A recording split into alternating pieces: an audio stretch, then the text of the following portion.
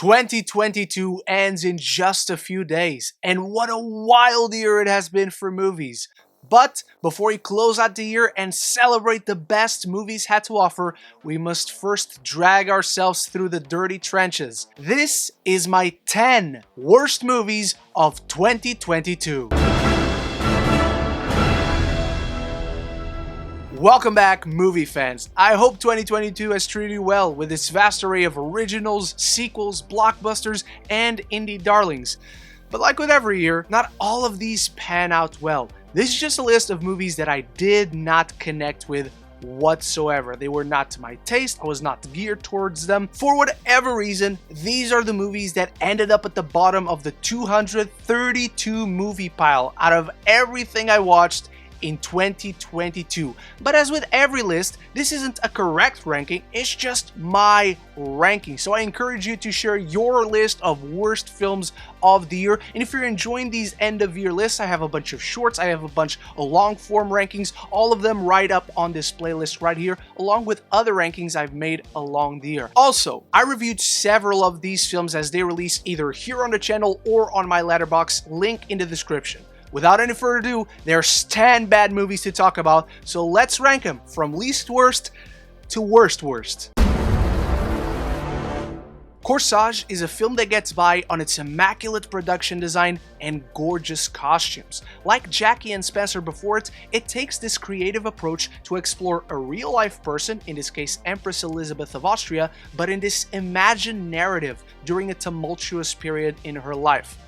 However, it results in one of the dullest, most uneventful narratives I have seen all year. I literally could not have been less emotionally invested in this film or its characters as I watched it. The film clearly illustrates what Elizabeth struggles with, but she spends the entire film complaining and not doing anything about it. The real power of these imagined narratives is that you can do whatever you want, create this sort of metaphorical liberation for the characters, but this film never justifies its existence with it. There is a welcome tinge of mystery, but by the end it feels pointless, unearned, and unimportant to the uneventful narrative. No one changes, grows, or is challenged. Absolutely nothing of relevance happens for 2 unbearably tedious hours. Senior year hurts for several reasons. A talented cast, a talented crew, and a silly but compelling premise. You can see how this can be funny, but also how you can take some weighty drama for it and explore it to a deeper level. But, boringly enough, it settles to cater to the lowest common denominator.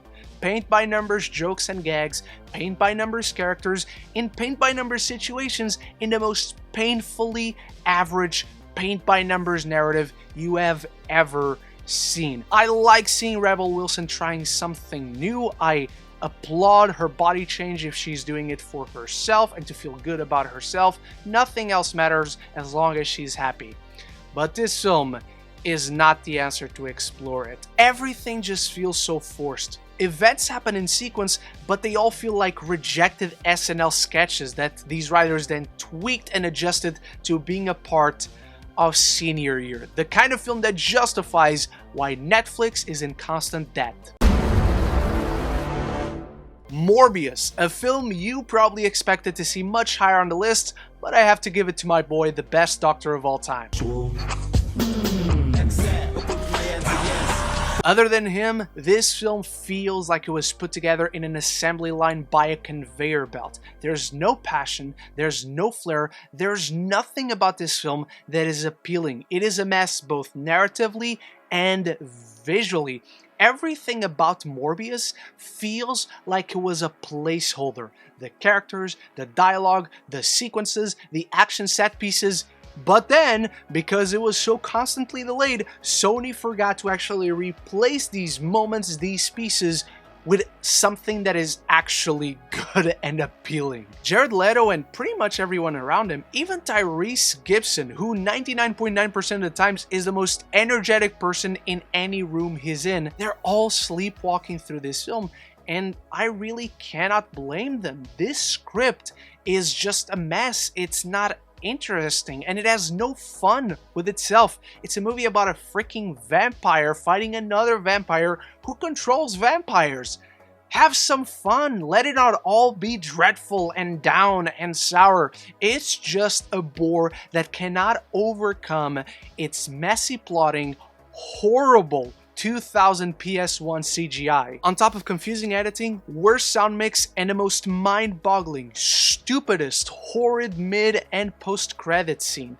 Has to do with Spider-Man, I think. Making it clear Sony really doesn't care and they just make their rules up as they go along, resulting in absolute incoherence. Falling for Christmas disappointed me. I didn't think it was going to be a good movie, but I thought it was going to be so hilariously bad, it was going to turn it around and be an incredible watch. However, despite brief flashes of outrageous incompetence, I just found it to be bland bad, and so it lands on this list. What this really is a Hallmark movie given a Netflix budget for some baffling reason. Poor Lindsay Lohan looks like she just woke up in every single shot, which is the most entertaining part of the film. You're trying to figure out if she's actually interested in a take or not. And most of the time, she isn't, just like everyone else in this film. And honestly, good for them. They got their paycheck, but this is the kind of film that should have been so much worse in a good way, so much more entertaining in how bad it is, but it's just very bland. It's the kind of bottom-of-the-barrel Hallmark film, though it's really from Netflix, that justifies once again why they are in a constant state of debt. R.I.P.D. 2 Rise of the Damned. Yep, it's a real movie. I saw it. I bet you didn't even know it existed, did you? That's right, R.I.P.D. 2 got a legacy sequel. And it's produced by Universal 1440. What else is there to say? It's the same exact film again, but with a much lower budget, less flashy visuals, and not Ryan Reynolds and Jeff Bridges as the leads. So the minimal charm and charisma that came from that original is gone. Every set piece manages to be more boring than the one that came before, and they just seem to redress and reuse the same exact set for everything. With their budget, I cannot blame them, but it's so clear to the eye, it's distracting. I don't know why this film was made, I don't know who this film is for, all I know is we unfortunately live in a world where we got an R.I.P.D. sequel, but no Man of Steel 2. And that's just not right. Imagine watching the original R.I.P.D. and going, I can do it worse than that. And they actually did it. The next 365 days, the supposedly concluding chapter to this trilogy. They have an ambiguous ending, alluding to a fourth one. I really hope there's not a fourth one, because the novelty and the amusement, it's all gone by this third one. Especially because we had two this year. And that second one, you still have that unintentional charm and entertainment. You can still get a few laughs by how ridiculous it is. By the third one, it's just boring, and all these films feel like they're getting tamer and tamer, while the events and the misadventures of our characters are supposed to be wilder and more outrageous than the ones that came before. But everything just feels so boring now. Everything just feels so bland. It feels like we're rinsing and repeating exactly the same thing again, but adding new characters to the mix to see if it spices things up, and it doesn't. Because all the entertainment those first two movies gave was very unintentional. These were never quality films that were very repeatedly received very poorly, but it feels like they keep trying to remix the formula, tweak it a little bit, let's add this new guy, he's Spanish, and now it's the same thing as 50 Shades, it's the same thing as the After movies, it's all the same fucking bullshit.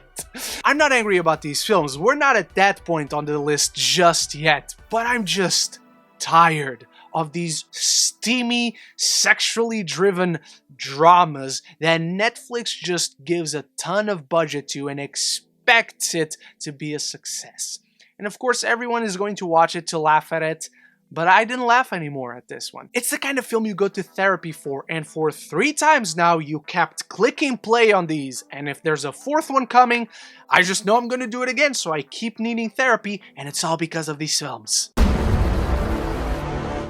Texas Chainsaw Massacre, a sad, brain-dead attempt at revitalizing a dead franchise without adding anything new, fresh, or innovative to the formula. Apart from taking out the duh. They took out the duh, so I guess that took a lot of effort. I will say the cinematographer for this film is excellent. I truly hope he goes on to work in better things, because the visuals and some of the gore, especially that bus kill sequence, the one defining sequence in this film, it entirely carries this atrocious, questionable script. And it's so pathetic in its attempt to try and breathe new life into the Texas Chainsaw Massacre legend in all the boxes it's trying to tick. I feel sorry for the film. I feel sorry for everyone who had to work on it and now has this on their resume, so I hope they were handsomely paid. I will say though, this film gives us one of the funniest shots in any film from 2022. No.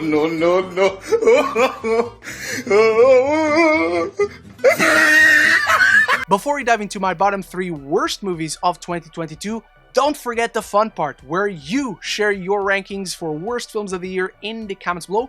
If you're enjoying this list, want to see more like it, I did a ton of rankings throughout 2022. I already did a bunch of end-of-year lists, including comic book movies ranked, TV shows ranked, animated films ranked. You can find all of them, including some short lists, right up on this playlist right here. So if you want to find those, if you want to talk more movies and TV, this is the place to be, so consider clicking that subscribe button and you won't miss any future conversations on your favorite movies and TV.